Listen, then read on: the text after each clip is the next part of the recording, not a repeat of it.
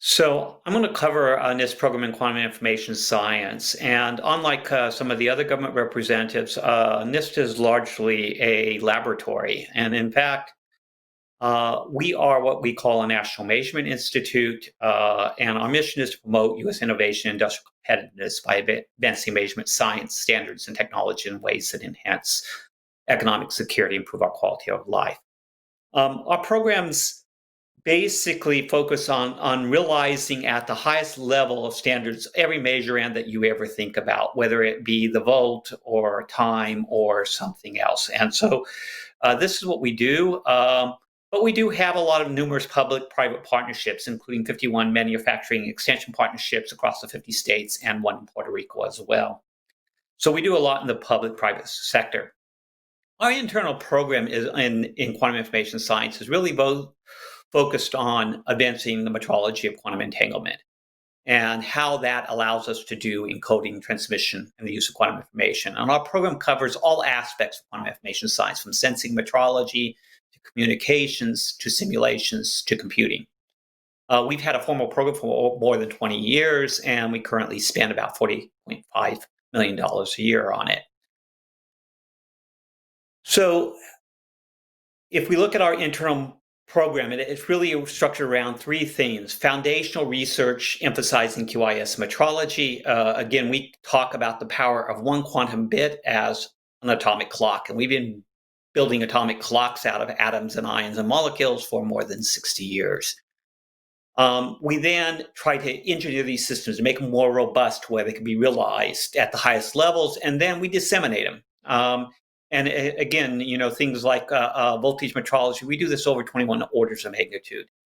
This is how all traceable measurements in the US come from. Whether you're buying a gallon of gas, you need to know that it's a gallon, or whether you're buying electricity. So we do this in many ways, but on a basic research side, we also have several joint institutes. And I want to talk about those joint institutes a little bit because they are part of our external engagement. And they are critical to our success. So we currently have in the quantum information arena 3 of these institutes, one at the University of Colorado called GILA, and 2 at the University of Maryland, the Joint Quantum Institute and the Joint Center for Quantum Information and Computer Science. This basically trains students to look at problems the way we look at problems. And it also helps educate our future workforce as well as the workforce for others in the quantum industry. So we do a lot of training and teach people to look at problems the way we look at problems at NIST. So GILA is our oldest. It is more than approaching 60 years old and has about 30 GILA fellows, of which 12 of those are NIST employees. They look just like faculty for all practical purposes. But that institute has about 200 people and covers the broad range of AMO physics, condensed matter physics, and all that sort of applies to quantum information, chemical physics, and laser physics. The Joint Quantum Institute was actually established in 2006 and is more focused on coherent quantum phenomena and the so-called quantum 2.0 technology that is relevant to quantum information science. It's physically located at the University of Maryland, currently has 30 fellows, 14 of which are from NIST, 19 from the University of Maryland, and 1 from the Laboratory for Physical Sciences. Again, roughly 200 people, and it really focuses on cold quantum matter and materials, quantum information, and is one of the biggest institutes of its types in the United States. We also have at the University of Maryland, just above where some of the offices are for the JQI, the Joint Center for Quantum Information and Computer Science, which is more focused on the information theoretical pieces of it and the interface with computer science. And it currently has 13 QUIX fellows, 4 of which are also members of the JQI. About 60 people and growing, and a very strong program there. When we look at those institutes, NIST basically supports them at the level of about $10 million a year that we move funds through a grant, cooperative institutional award to the University of Maryland and the University of Colorado. We were one of the lead agencies in the National Quantum Initiative Act. And in that act, one of the things that we were asked to do is that not later than 1 year after the date of the enactment of this act, the director of NIST shall convene a consortium of stakeholders to identify the future measurement standards, cybersecurity, and other appropriate needs for supporting the development of a robust quantum information science and technology industry in the United States. And so to do this, and to address the goals of that, we basically used other transaction authority to create an agreement with SRI International to establish the Quantum Economic Development Consortium. And one of the things that we have to do this December is provide a report to Congress on what we have accomplished through that consortium. So let me talk a little bit about the QEDC, or the Quantum Economic Development Consortium. The concept here was to create a consortium that would build the component technology necessary to build complex quantum devices, whether it's a quantum computer, a quantum network, or a very sophisticated quantum sensor. And if you think about all the technology that's in a smartphone, you realize it's not just a processor. There's a lot of antennas and memory and facial recognition systems and all kinds of components, including a touchscreen and other things. So what are the components I'm going to need for quantum 2.0 technologies? And that is what the QEDC was set up for. And in this case, some of the things we may need are better cryogenics, better lasers, more stable lasers, cheaper lasers. So the focus is on those component technologies and other things that we might need to build more complex systems. If you're interested in it, you should reach out to Joe Burrows, Cecilia Merzbacher at SRI. So the QEDC is thriving. We've had 10 plenaries since August 2018. Recent meetings have had over 200 company participants. We've had workshops on cryogenics, materials, and material losses in superconducting qubits, one focused on in quantum-enabled laser technologies, and another on control electronics.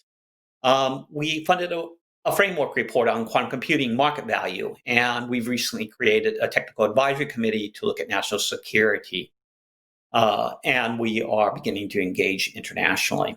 So there's a steering committee that consists of 4 small companies, 3 large companies, and 2 government agencies, and there are currently 5 technical advisory committees. So this is another major activity that we're doing. I want to talk a little bit about those workshops and what follows on to that. So one of the first things that we are doing this fall is we are beginning our first R&D activities through the QEDC. And there we've taken a roadmap that came from that cryogenics workshop that had 5 action items, and we're beginning to focus on items 3 and 5 of that roadmap, and begin to build out a better cryogenics industry that is far more efficient, lower energy, more compact, faster cool down times, all the things that one would need to make this far more commercial and more viable. The benefit of doing this kind of technology development is it not only helps create the future supply chain for these complex quantum objects, but it also should enable the R&D both in universities, national labs, and academia to move faster. So this is one of the key things that we're doing is we're really trying to drive innovation faster, causing the R&D to be faster. And then when the technology is sufficiently developed, and somebody finally knows how to build something like a complex quantum computer that's going to be the most powerful quantum computer, or at least a very powerful quantum computer that you can do drug design or other things on, they will know who to go to buy their control electronics from, who to go and help build their very big cryogenic system that they're going to need to keep this thing cool and all. So this is the goal of that effort. Now I want to talk about another activity that's going on at NIST, because one of the things that happens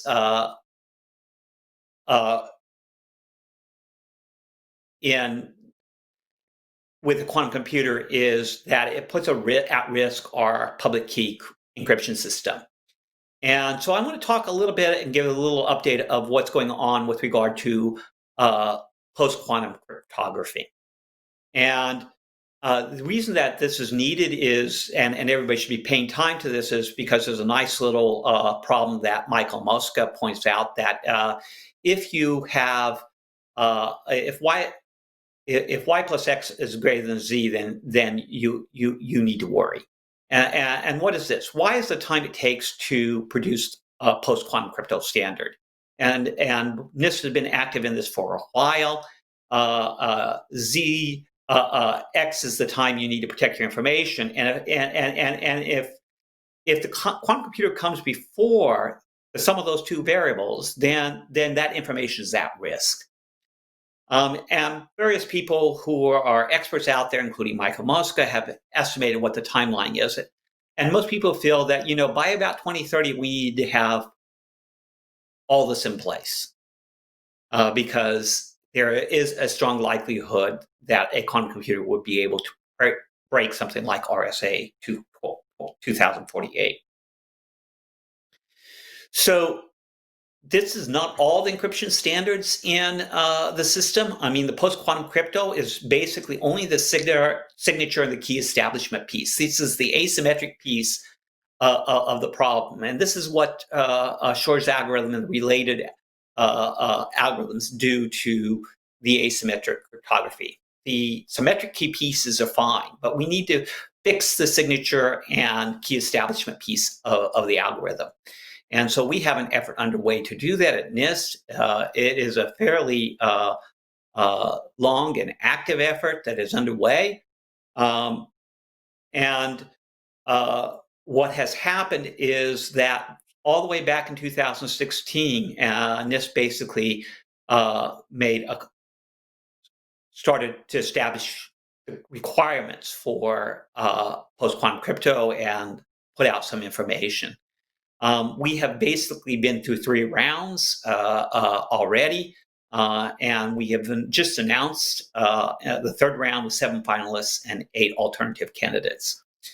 It is all likely that we will have multiple solutions, and part of this is because we're pushing this very, very quickly. It is important that there be several of these probably being used at the same time, because as you push cryptographic standards quickly, you sometimes don't make them quite as robust as you intended.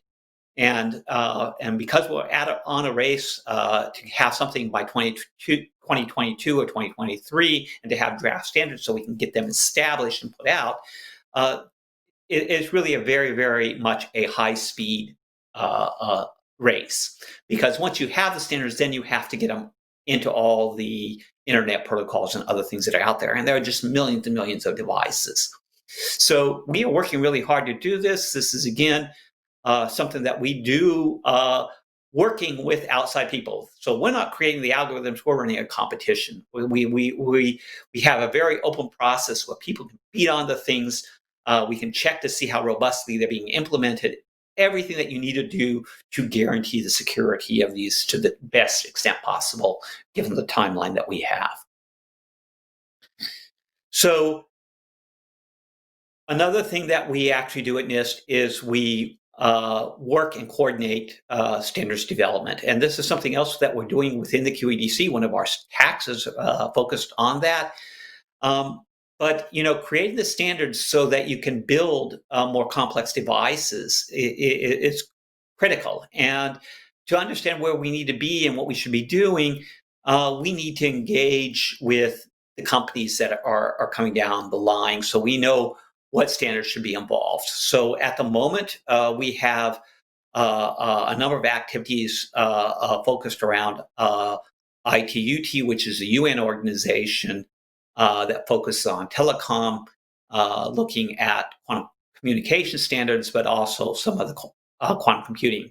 There are other groups looking at this as well, including organizations like ISO, IEEE. We work with all of them. We're talking a little bit about benchmarks and what kind of benchmarks we might actually need to benchmark different quantum computing systems. So there's a lot of activity going on in this arena as well. So NIST basically has a very, very broad program.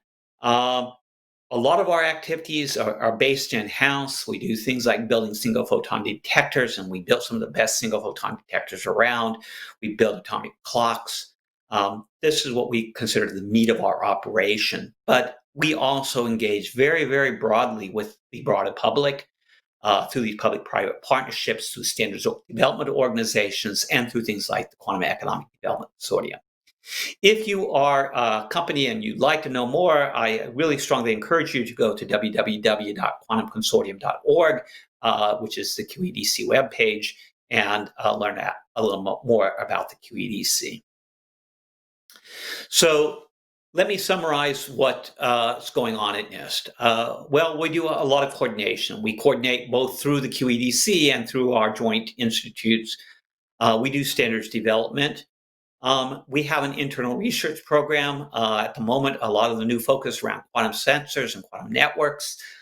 We are very interested in networks of the best optical clocks. So one can use those either as a sensor network or as a timing network. And we also engage in numerous ways through cooperative research and development agreements or through the QEDC to do technology transfer. And of course, we do technology transfer through our joint institutes. So we have a lot of engagement that's going on. Our program is very, very broad. It is built on really some core technology that has been inherent to NIST for years, including the Josephson junction, which is the basis of our quantum voltage system. So I very much appreciate having the time to talk to you and to tell you about NIST and our programs. If you have any questions, please feel free to reach out to me.